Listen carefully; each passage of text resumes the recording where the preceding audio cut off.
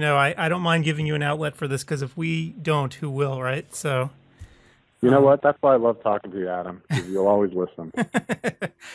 you have the Sure. floor. So tell me what's going on. All right. So in order to start the story, I just want to tell you an anecdote from what happened in my practice yesterday. Our associate doctor, I was in my room filling out charts for the day, and my associate doctor was being prepped on a patient by one of our star techs. And I say star techs because we have techs that ask really probing questions and really find out what is really going on with patients' contact lens habits. I think more so than in the general optometry world. And so the tech was prepping my associate doctor, and they said, this patient is in 2-week replacement lenses that they replace every 4 weeks, but they also tend to sleep in them for a week or two at a time. And the patient has red eyes, and the patient has no complaints, but this is their behavior. And so my associate doctor walked in the room and took that as a huge opportunity, the face-to-face, sit down, look someone in the eyes and say, you have got to change your behavior, because if you don't, you are going to potentially have a complication. And so the reason I bring that up is because there is no other way to affect people's behavior by looking them in the eye and having a frank conversation about what could happen. So when you have all these schemes that are, new disruptors in the industry trying to, subvert the relationship between the patient and the doctor and do it online or do it in some other way, it has major health implications. And the story that I'm about to tell you kind of deals with this idea.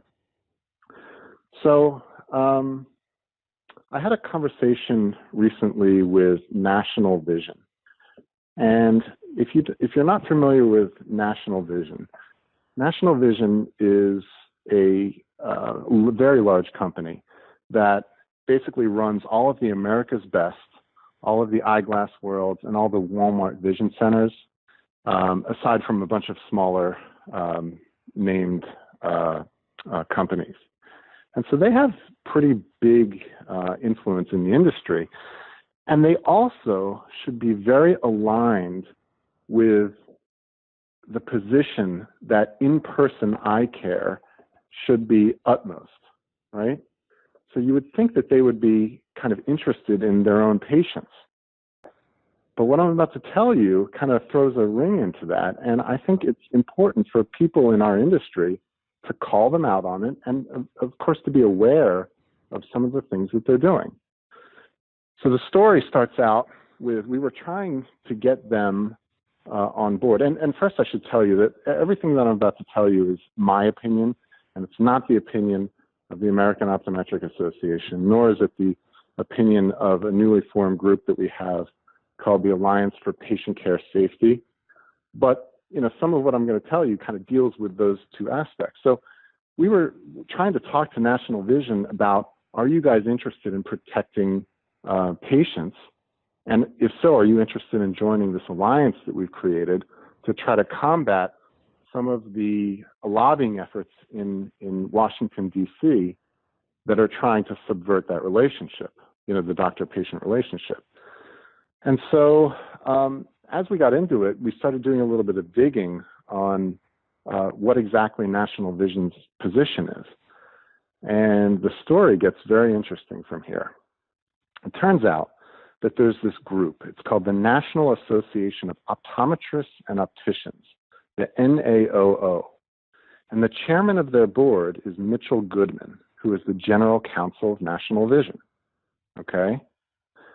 It turns out also that this NAOO claims to represent optometrists.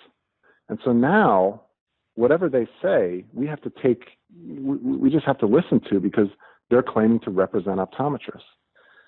It turns out that some of the other NAOO board members appear to have affiliations with Lux, iMart Express, VisionWorks, Superior Vision, and US Vision.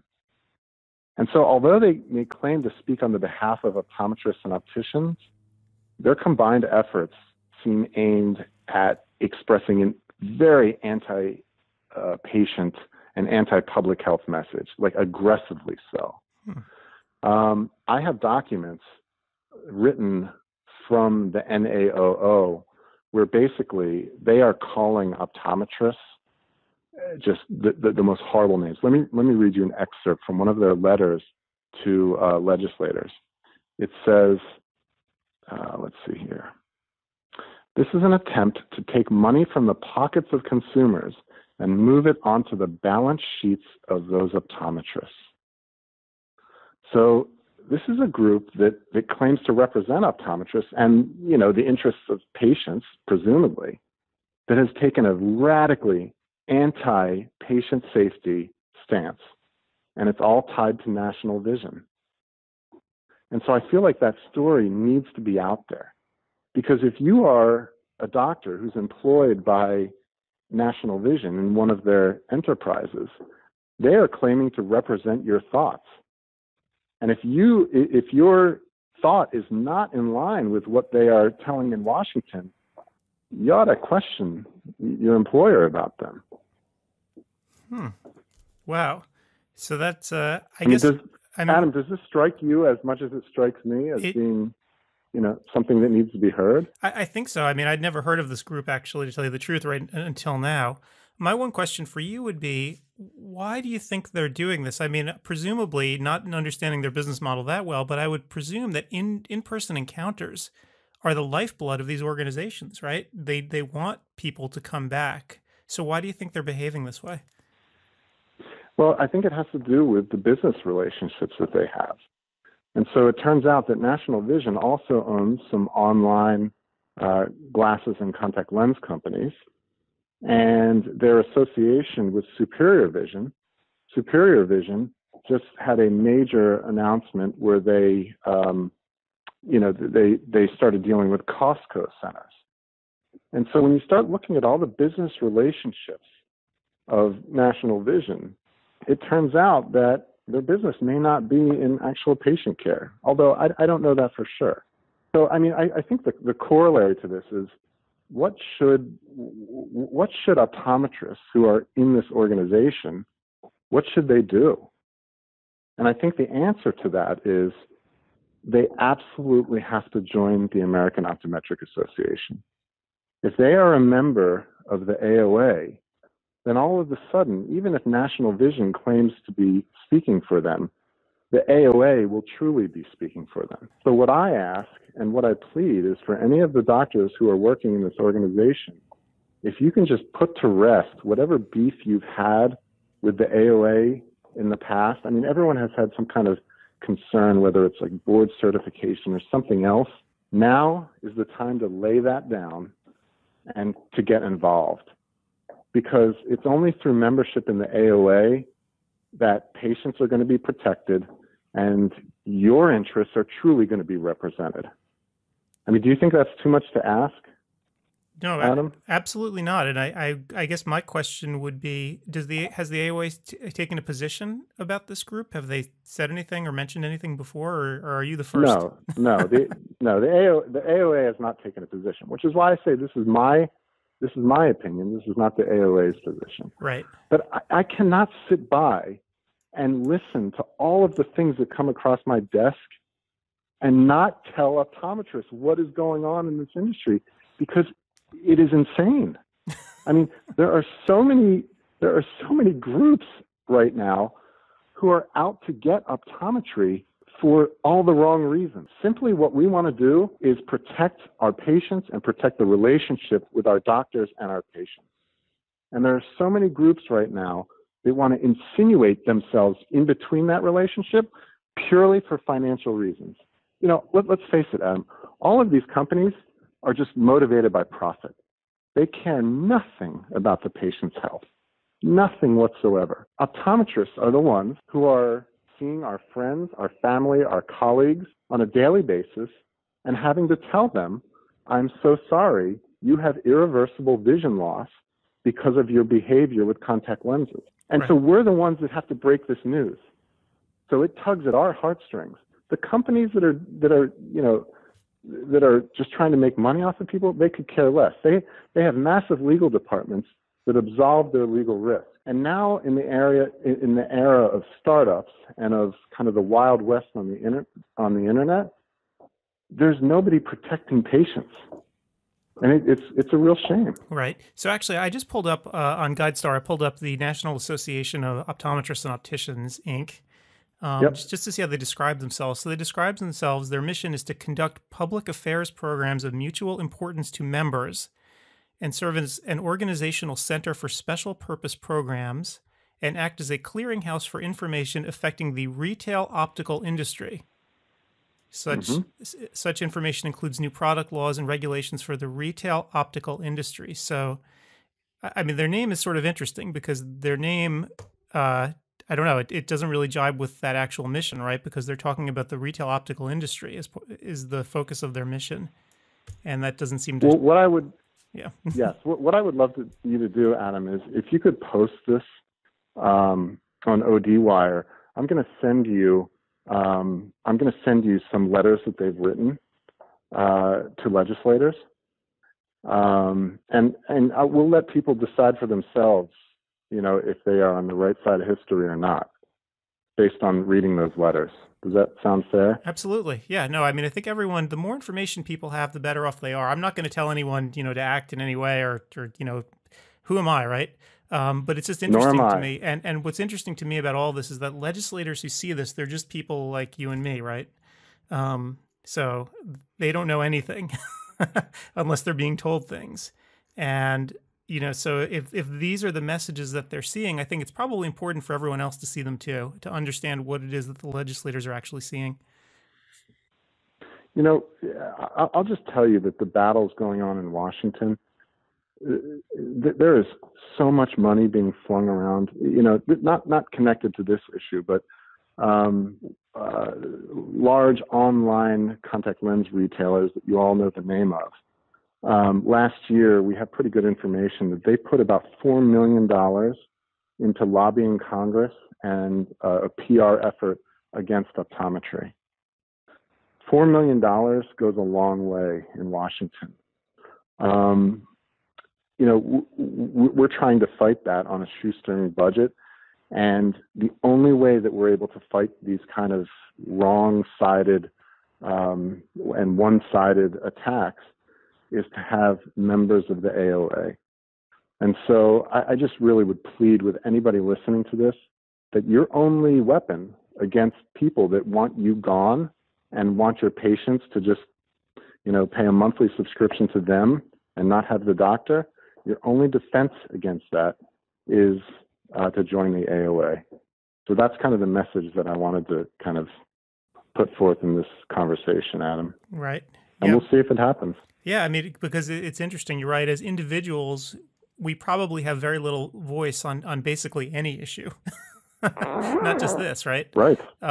So right. You really do need a group to speak to. And I think one of Well, I'll tell you, the AOA has a lot of weapons against stuff like this. And the chief weapon against it is truth, right? So, it's up to us to just do the best we can to convince people of the truth. And if they're going to be swayed by this kind of money, there's not much that we can do about that. But I can tell you that I work day in and day out with members of the AOA, and these are really, really smart people, and these are really, really dedicated people. And these are not optometrists. These are staff members of the AOA that care deeply about these issues, and they are very, very intelligent and very well connected within Washington. And even though we don't have the budget to fight this kind of stuff, the truth hurts. And so that's what we have on our side. Yep. So I guess you'd recommend everyone, sign up with the AOA if they haven't, just to renew the membership, bite the bullet, because people have. I mean, I'm asking everybody listening to do it for me. do it for me, right? If you've listened to me lecture and you think that I care about this field, do it for me. I want you to call up the AOA and say, hey, you know what? Sonsino convinced me to sign up for the AOA. I want to I want to attach a face to this. Sure. And it's my face. Oh man. Well, I think, what else besides, signing up and having advocates go in and actually fight, I think one other thing that folks can do is probably get anecdotes together like the one you just told us, right? I mean, because I think everyone has stories, but they're just not sharing them. Yeah, and that goes, sorry, I should have mentioned that to you as well. I mean, when I say that the AOA has truth on its side, we do collect a bunch of cases of patients really being harmed by the bad behavior of companies. And what we need is more of those cases. So what we need, I have some really, really good cases where, unfortunately, patients have been harmed directly because of the behavior of bad companies. But what we need is one of those in every single state. Because when we go and we talk to a legislator and we say, well, there was this guy, he's not in your district, but, you can imagine what would happen if it's in your district. It goes a lot better when we say, hey, somebody in your district, one of your voters, permanent vision loss from this bad behavior. Do you want to do something about that? And so what the AOA has done is established an email address. It's called stopillegalcls@AOA.org. And if you could post that in writing, Adam, with a link, I'd appreciate it. And basically, anytime you have a patient that's been harmed by, split sourcing of contact lenses or purchase of illegal contact lenses, we would love, or even, honestly, some of the online refraction schemes. So if somebody has been harmed by that, we really, as much or as little as you can tell us about it, we would love to know. Obviously, we're not violating HIPAA here, so leave out all patient identifiable information, but put in there the story of what happened. And we're collecting those stories. And once we have a critical mass of them that we're able to bring to legislators, we do. Yep. I would imagine, too, that including your zip code would probably be useful when you submit those stories because you're compiling a database, right? And you want to actually know what district everyone's in. Oh, we would love to know the doctor's name, because if we have more questions that we'd like to ask, we would like to get in touch with a doctor too. Right. Cool. Well, But honestly, Adam, this is going to take an effort on every one of our backs. I mean, we're all seeing these patients day in and day out that have complications because of this nonsense. You have to take that extra step forward and report it so that we know what we're dealing with. Right. And of course, you have a unique mode of practice, right? Because you actually see a lot of the results of these disasters, whereas individual folks in the field might see one or two. It might be sporadic for them, but you obviously handle some of the worst cases, so you see the results of what happens in a very concentrated way. So it would be great if people, not that it would be great to hurt your practice, but wouldn't it be nice if you had fewer cases to deal with? Hey, Adam, to bring this now full circle to what we started talking about, in my telephone conversation with the CEO of National Vision, he admitted that their doctors are seeing a ton of complications from split sourcing of contact lenses. So it's out there. Doesn't matter where you're practicing, you're seeing these complications. Well, great. So I think what the best we can do is we'll post this information online and let's just get a good conversation going about it. I'm not really afraid of pissing off companies, as you know, right? It doesn't really matter to me. As I know. For us, the most important thing is just being able to speak openly about issues, when you have factual problems, and this is one of them, people really should be able to talk. So, we want people to talk about this. So Adam, that's why I love you guys. You are always willing to publish the truth. The truth, whether we know it or not, right? Oh my gosh. Well, Jeff, thanks so much. And hopefully we'll continue this online. Thank you, Adam.